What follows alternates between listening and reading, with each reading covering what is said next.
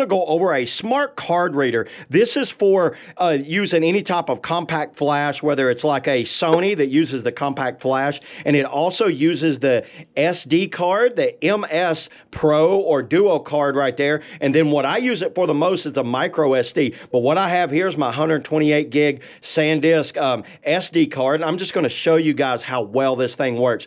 Now, this is the original one, so it reads one card at a time, but you can get the Pro version of this that reads 2 cards at a time. I didn't really need one that read 2 cards at a time. I didn't see a point in that personally, but this uses 3.0 USB technology, so it can go up to a little over 5 gigabytes per second, which is fast enough for me because what I usually do is film, get enough footage on a card, and then just upload it to my computer through a USB. So let me go ahead, plug this into the USB, and let me show you how this thing pops up on the computer.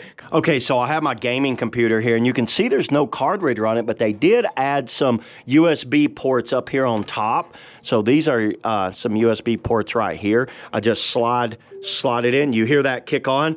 You get this little blue light flashing right there. It stopped flashing. Come up here to the PC. See it right there is the files. Look how fast these go on there, everybody. Look at how the thumbnails are coming up. See how quickly that is? Let's just say I want to grab this file right here, pull it over the PC. Watch this. Boom, done. That is an impressive. Let's say I want to bring that one down. One more. Boom, fast. Very impressive on how quickly this can go. This is a little over 1.5 gigs. Look at that, I'm halfway already. My old computer, my laptop would not go that. You can see I'm 96, 98. Now, I think this is a USB 2 that it's going, but this is fast enough for me, everybody. There's all the files right there.